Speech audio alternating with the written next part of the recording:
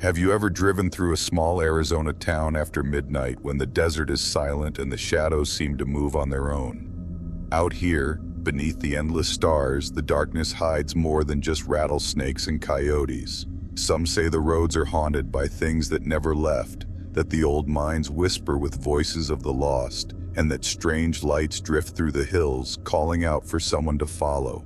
Tonight, I'll share 3 terrifying true stories from Arizona's forgotten corners. Encounters so chilling, so unexplainable, they'll make you question what's really waiting in the desert after dark. Don't look away, and don't turn off the lights.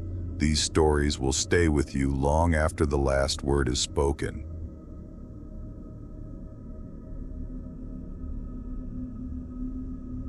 I never thought a simple drive through the Arizona desert would change my life forever. But that's exactly what happened one night, just outside the tiny town of Paulden, along the lonely stretch of Route 89. If you've ever driven that road at night, you know how empty and endless it feels. Just you, the blacktop, and the desert pressing in on all sides. But what happened to me out there? I still can't explain it, and I don't think I'll ever sleep right again. It was late September and I was heading back to Flagstaff after visiting my mom in Prescott. I'd left her place later than I meant to, and by the time I hit Paulden, it was already past midnight. The air was cool, the sky was clear, and the moon was just a sliver, barely enough to light up the scrubby landscape. My old Honda Civic rattled along, headlights cutting through the darkness, the radio playing some static-filled country station. I remember thinking how peaceful it all felt, how the world seemed to shrink down to just me and the road. But then, about 5 miles north of Paulden, I saw something strange. At first, I thought it was just a trick of the light, a shadow flickering at the edge of my high beams. But as I got closer, I realized it was a person standing right on the shoulder. They were facing away from me, motionless, their silhouette sharp against the pale sand. I slowed down, heart thumping, wondering if they needed help. Out here, you don't just leave someone stranded. I rolled down my window as I pulled up beside them. "Hey, you okay?" I called out. My voice sounded too loud in the stillness. The figure didn't move, didn't even flinch. I could see now it was a man, tall and thin, wearing what looked like an old-fashioned suit, something out of place for the desert. His hair was long and stringy, and his hands hung at his sides, fingers twitching ever so slightly. A cold shiver ran down my spine. Something about him felt wrong, like he didn't belong in this world. I tried again. "Do you need a ride? Are you hurt?" That's when he turned his head just a little, and I caught a glimpse of his face in the rearview mirror. His eyes were wide and empty, like 2 black holes, and his mouth was stretched into a grin that was all teeth and no warmth. I jerked back, panic rising in my chest. Suddenly, the man stepped off the shoulder and into the road right in front of my car. I slammed on the brakes, tires screeching, heart pounding so hard I thought it would burst. For a split second, he stood there, staring straight at me, that horrible grin never fading. Then, as if he was made of smoke, he vanished, just blinked out of existence. I sat there, shaking, trying to catch my breath. My headlights shone on nothing but empty asphalt. I told myself it was exhaustion, maybe a trick of the shadows, but deep down, I knew what I'd seen was real. I forced myself to keep driving, hands gripping the wheel so tight my knuckles ached. The radio had gone to static, and the only sound was the thump of my heart and the hum of the engine. I kept glancing in the rear view, half expecting to see that grinning face staring back at me. A few miles later, I saw another figure on the side of the road. This time, it was a woman, dressed in a long, tattered dress, her hair hanging over her face. She was standing perfectly still, just like the man before. I didn't slow down. I didn't even look at her. I just pressed the gas and sped past, praying she wouldn't turn to look at me. But as I passed, I heard a whisper, soft, almost lost in the wind. "Don't stop. Don't look back." My skin crawled. I kept my eyes fixed on the road ahead, refusing to check the mirrors. The desert felt alive, like it was watching me, waiting for me to make a mistake. The road seemed to stretch on forever. Every mile felt longer than the last. I started to see more figures, men, women, even children, standing along the shoulder, all facing away from the road. all perfectly still. Some were dressed in old-fashioned clothes, others in modern outfits, but they all had that same unnatural stillness, that same sense of wrongness. I was trapped in a nightmare, and there was no way out but forward. At one point, my headlights flickered, and for a split second, the road ahead was plunged into darkness. When the lights came back on, one of the figures was standing in the middle of the road, arms outstretched. I swerved, barely missing them, my car fishtailing on the loose gravel. I could hear laughter, high, cold, and echoing, coming from somewhere in the darkness. I didn't dare stop. I didn't dare look back. Finally, I saw the sign for Ash Fork, the next town up the highway. Relief flooded through me. I just had to make it a few more miles. But as I passed the sign, I realized something was wrong. The town was dark. No lights, no cars, nothing. It was as if the whole place had been abandoned. That's when I saw him again, the man in the suit, standing in the middle of the road, right at the entrance to town. This time he was facing me, arms at his sides, that terrible grin stretched even wider. I slammed on the brakes, heart hammering, and the car skidded to a stop just feet from him. He didn't move, didn't blink, just stared at me with those empty black eyes. I was frozen, unable to move, unable to breathe. The air in the car felt thick, suffocating. I could hear whispers all around me, voices overlapping, growing louder and louder until they were a deafening roar. And then, just as suddenly as it started, everything went silent. I sat there paralyzed, staring at the man in the suit. The silence was so complete it felt like the world had stopped spinning. My hands trembled on the steering wheel, sweat dripping down my forehead despite the cool desert air. I tried to convince myself to move, to do anything, but my body wouldn't listen. Then the man's head tilted just a fraction and his mouth opened wider, far wider than any human mouth should. It was like his jaw unhinged, stretching down until it was just a gaping black hole. I could see nothing inside, just endless darkness. The whispers started again, but now they were coming from inside my own head, slithering through my thoughts, cold and oily. "Come closer," they hissed. "Join us. You're almost home." I squeezed my eyes shut, desperate to block it all out. I slammed my fist against the steering wheel, trying to snap myself out of it. When I opened my eyes, the man was gone. The road ahead was empty, the town still dark and lifeless. I didn't wait. I floored the gas pedal, tires squealing as I shot past the spot where he'd stood. As I sped through Ash Fork, I realized the town wasn't just dark, it was wrong. The buildings looked faded, almost transparent, like old photographs left out in the sun. The streetlights were twisted, bent at impossible angles. I saw shapes moving in the windows, faces pressed against the glass, eyes following me as I passed. None of them looked alive. I kept driving, desperate to get out, but the road just looped back on itself. No matter which turn I took, I ended up right back at the entrance where the man in the suit would be waiting, grinning at me. I must have circled that ghost town 3-4 times, each loop making me more frantic, more hopeless. On the 5th loop, my headlights flickered again. This time, when they came back on, the car was surrounded. Figures pressed in on all sides, their faces blank, their mouths open in silent screams. Their hands slapped against the windows, leaving smears of something dark and sticky. I could hear them whispering, chanting, their voices rising in a horrible, discordant song. "Stay with us, stay with us, stay with us." I screamed, slamming the car into reverse, tires spinning on the cracked pavement. I didn't care if I hit anything, I just needed to get away. The figures melted back into the shadows as I sped backward, the car bouncing over potholes and debris. I didn't stop until I was back on Route 89, the ghost town shrinking in my rearview mirror. But the nightmare wasn't over. As I drove north, the desert seemed to close in around me. The sky was darker than before, the stars blotted out by thick, rolling clouds. The air felt heavy, pressing down on me, making it hard to breathe. I kept seeing flashes of movement in the corners of my eyes, shadows darting between the saguaros, faces peering out from behind rocks. My phone was dead. The radio was nothing but static. I was completely alone. Or so I thought. About 10 miles outside of Ash Fork, I saw headlights in my rearview mirror. Relief washed over me. Another car finally. I slowed down, hoping to flag them down, maybe get some help. But as the car got closer, I realized something was off. The headlights were too bright, too white, almost blinding. And the car itself.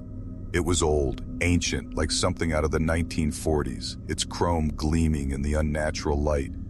The car pulled up alongside me, matching my speed. I glanced over and my blood ran cold. The driver was the man in the suit, his face twisted into that impossible grin. In the passenger seat was the woman in the tattered dress, her hair still covering her face. In the back seat, I saw the faces of the children I'd passed on the road, their eyes wide and empty.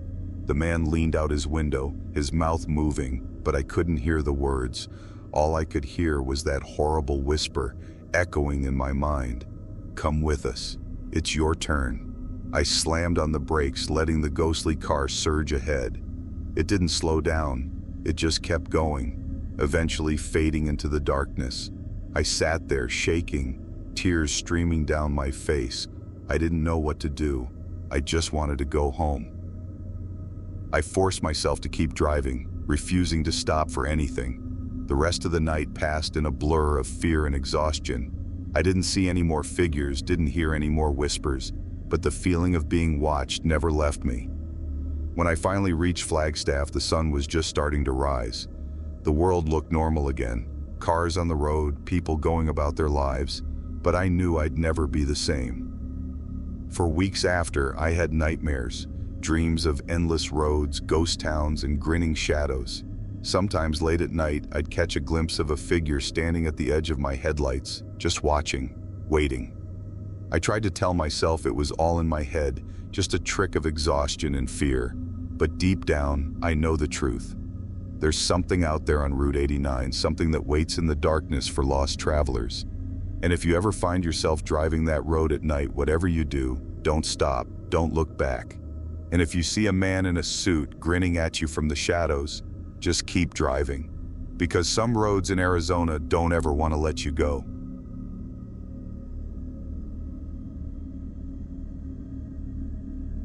If you've never heard of Chloride, Arizona, you're not alone. It's a tiny, half-forgotten mining town tucked away in the Surbit Mountains, a place where the desert seems to swallow up everything but the ghosts.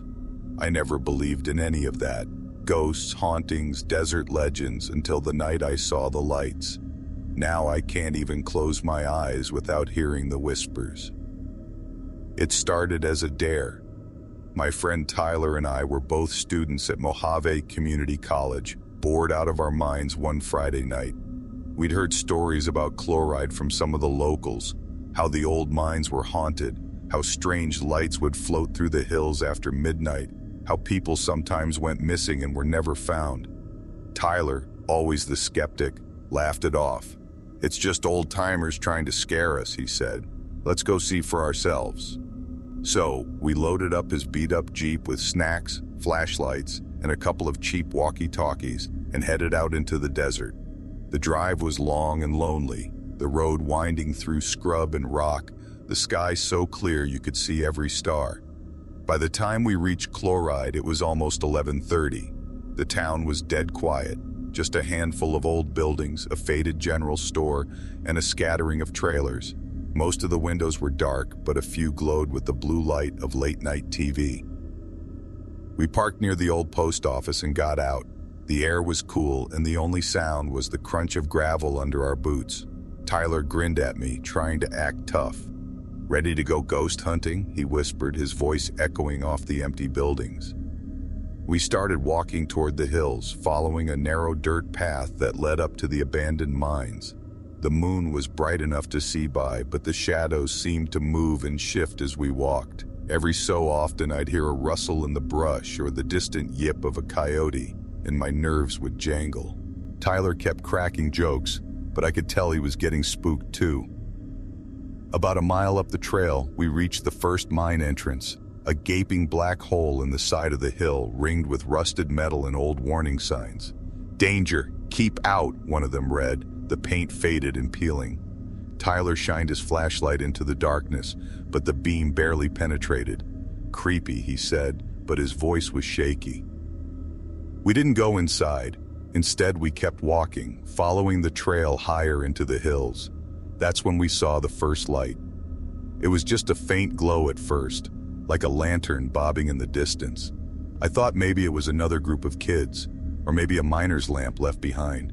But as we watched, the light started to move, floating above the ground, weaving between the rocks, growing brighter and brighter.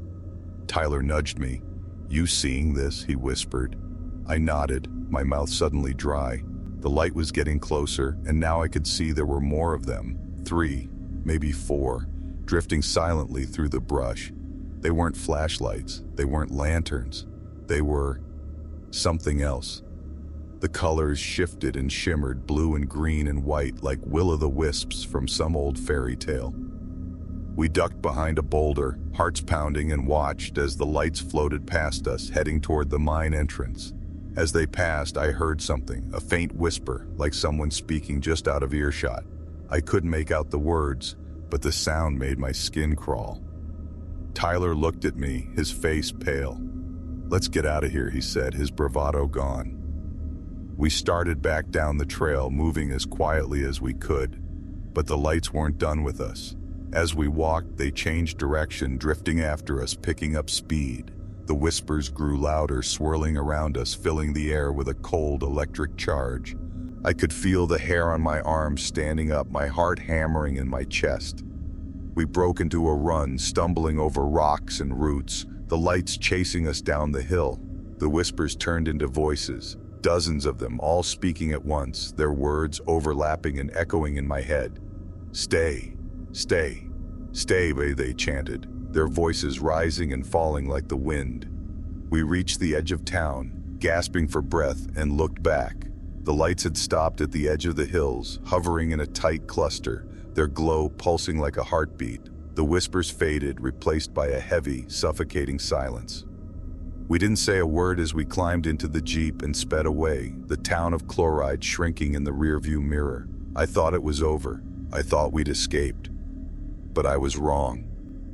That night, as I lay in bed, I couldn't sleep. Every time I closed my eyes, I saw those lights drifting through the darkness, calling to me. And then, just as I was drifting off, I heard it. A whisper, soft and cold, right next to my ear. "Come back." I shot upright, heart racing, but my room was empty. I tried to tell myself it was just my imagination, just leftover fear from the night before. But the next morning, Tyler called me. His voice was shaking. "Did you hear them too?" he asked. I didn't know what to say. All I knew was that the lights weren't done with us, and deep down I was terrified they never would be.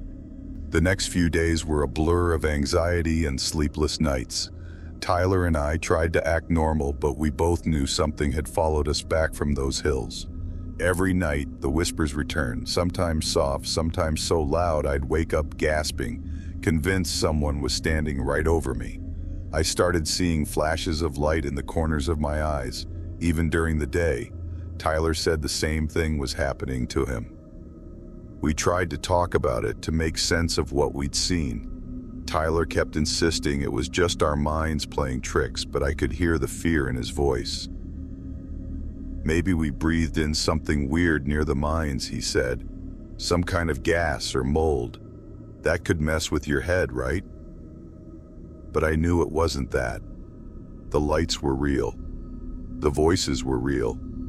And they wanted something from us. On the third night, things got worse. I was lying in bed, staring at the ceiling, when I saw a faint blue glow seeping in through my window. I sat up, heart pounding, and watched as the light grew brighter, swirling and pulsing like it was alive. The whisper started again, louder than ever, filling the room with icy dread. I tried to move, to get up and run, but I couldn't. It was like something was holding me down, pressing me into the mattress. The light floated closer, passing right through the glass, and hovered over me. I could see shapes inside it, faces, twisted and pale, mouths moving in silent screams. The cold seeped into my bones, and the voices grew sharper, more urgent. Come back, you belong to us."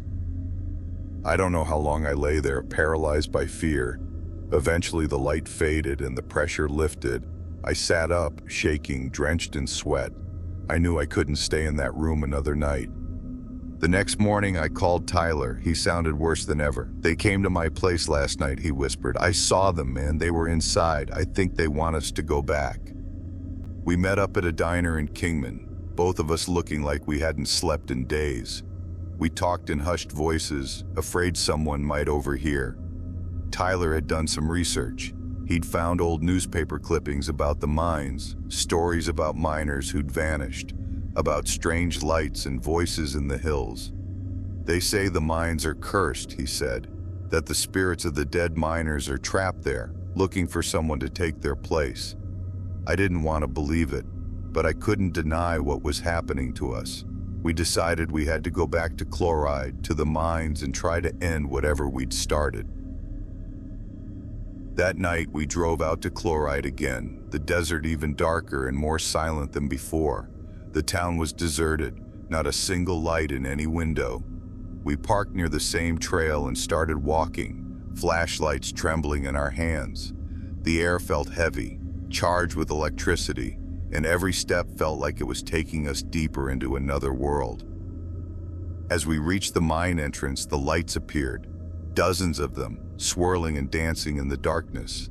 The whispers rose up louder and more desperate, filling our heads with icy fear. "Stay, stay, stay." We stood at the edge of the mine, hearts pounding, and shouted into the darkness. "What do you want from us?" Tyler yelled, his voice cracking. The lights pulsed and the whispers grew into a single chilling voice. "One must stay. One must join us." I felt a cold hand grip my shoulder and I spun around, but there was nothing there. Tyler's eyes were wide with terror. "We have to go," he said, grabbing my arm. But the lights closed in, surrounding us, pressing us toward the mine entrance. The ground seemed to shift beneath our feet, and I stumbled, falling to my knees. The voices filled my head, drowning out everything else. "Stay, stay, stay." I looked up and saw Tyler standing at the edge of the mine, his face pale and blank. He turned to me, his eyes empty. "I'm sorry," he whispered. "I can't fight them anymore." Before I could stop him, he stepped into the darkness of the mine. The lights followed, swirling around him, their glow fading as they disappeared inside. The whispers died away, replaced by a heavy, suffocating silence. I staggered back, tears streaming down my face, and ran down the trail, not stopping until I reached the Jeep. I drove away as fast as I could, the town of Chloride vanishing in the rearview mirror. I never saw Tyler again. His family filed a missing person report, but no one ever found a trace of him.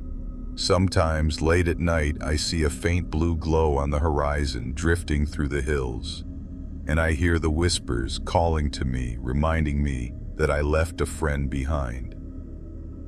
If you ever find yourself near Chloride after dark and you see the lights, don't follow them. Don't listen to the whispers, because once they choose you, they never let you go.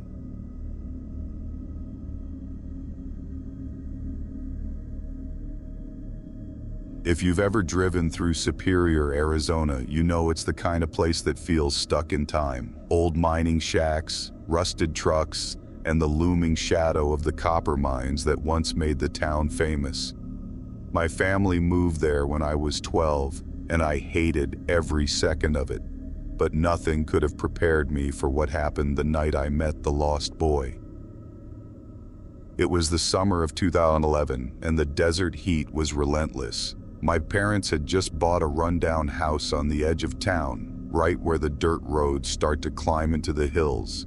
I didn't have any friends yet, so I spent most evenings wandering the outskirts, exploring the abandoned mining equipment and half-collapsed tunnels that dotted the landscape. My mom always warned me to stay away from the old mines, but I was 12 and bored, and the warnings just made it more tempting.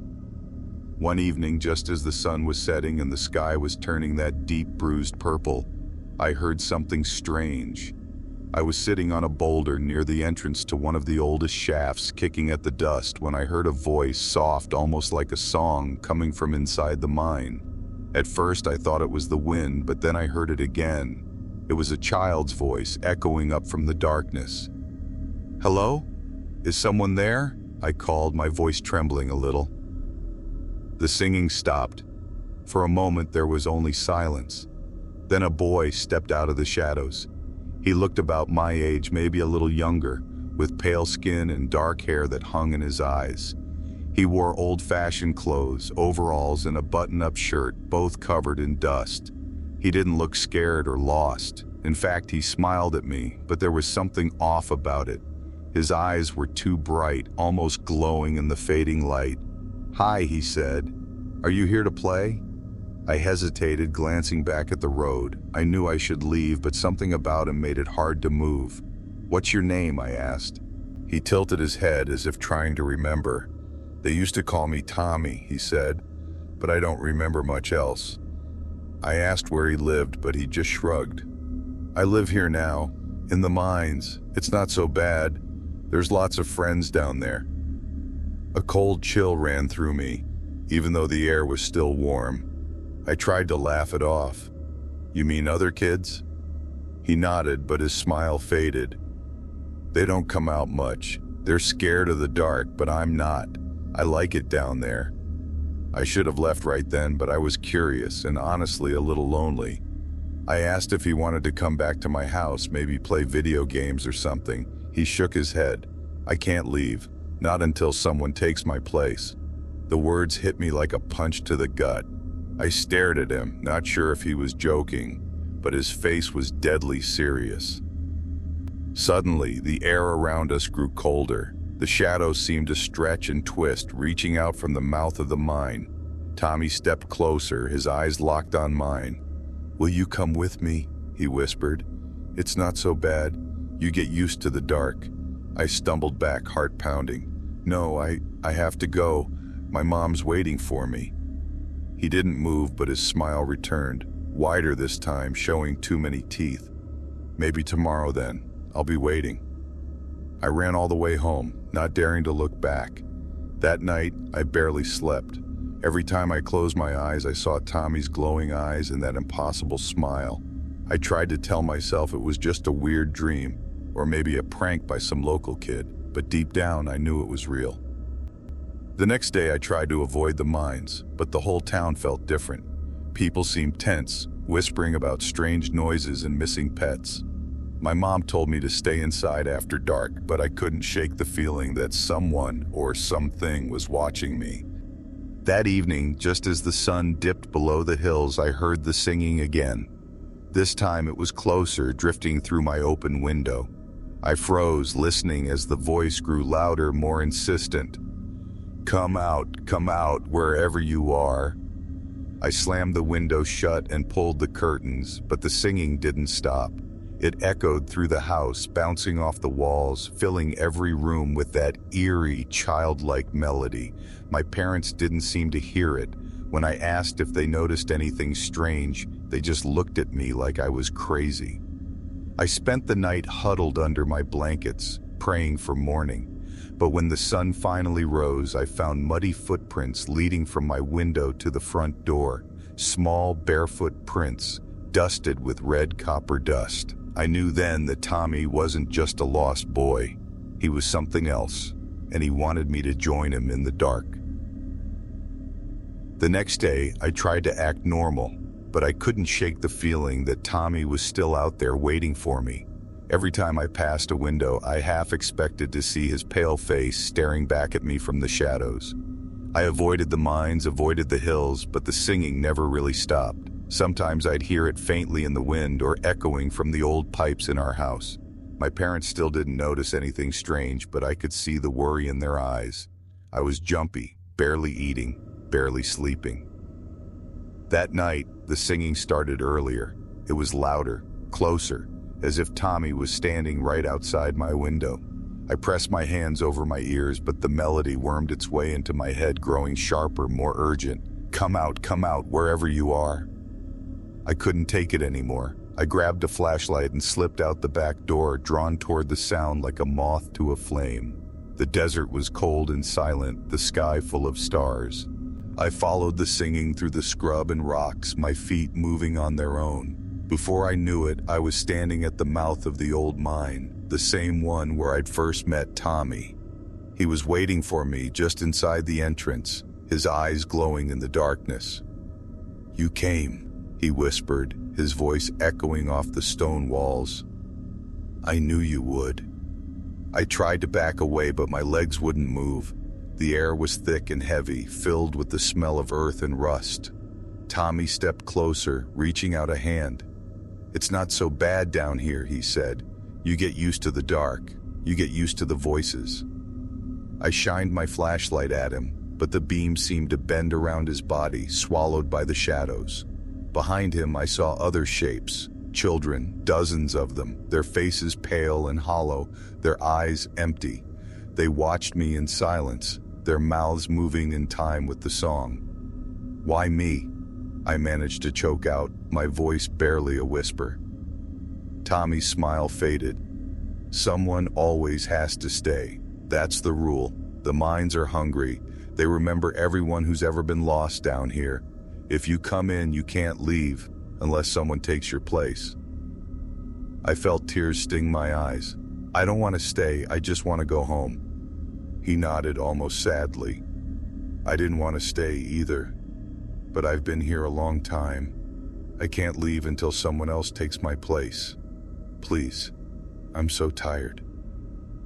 The other children began to sing, their voices rising in a haunting, wordless melody. The sound wrapped around me, pulling me toward the darkness. I fought to break free, but the shadows clung to me, cold and sticky. Suddenly, I remembered something my grandmother used to say. "If you ever meet a spirit, don't accept anything they offer, and don't give them your name." I took a shaky breath and forced myself to speak. "I'm not staying, Tommy. I'm not taking your place." The singing faltered. Tommy's eyes widened, and for a moment, he looked almost human, just a scared, lonely kid. "Please," he whispered, "don't leave me here alone." I turned and ran, stumbling over rocks and roots, the children's voices chasing me through the tunnels. The darkness pressed in on all sides, but I kept moving, following the faint beam of my flashlight. I could feel the cold hands reaching for me, hear the desperate whispers in my ears. "Stay, stay, stay." I burst out of the mine, gasping for air, and didn't stop running until I reached my house. I locked the doors and windows, pulled the curtains tight, and crawled into bed, shaking with fear and relief. The singing faded, replaced by the normal sounds of the desert night. The next morning, I found a single muddy footprint on my windowsill, smaller than my own, dusted with red copper dust. I never saw Tommy again, but sometimes, late at night, I hear the faint echo of his song drifting through the hills. Years have passed, but I still dream about that night. I still see those hollow-eyed children, still feel the cold grip of the mines. I left Superior as soon as I could, but I know the lost boy is still out there, waiting for someone to take his place. If you ever find yourself near the old copper mines after dark, and you hear a child singing, don't follow the voice, don't answer, and whatever you do, don't go inside, because some things in the desert are better left lost, and some children never really leave the dark.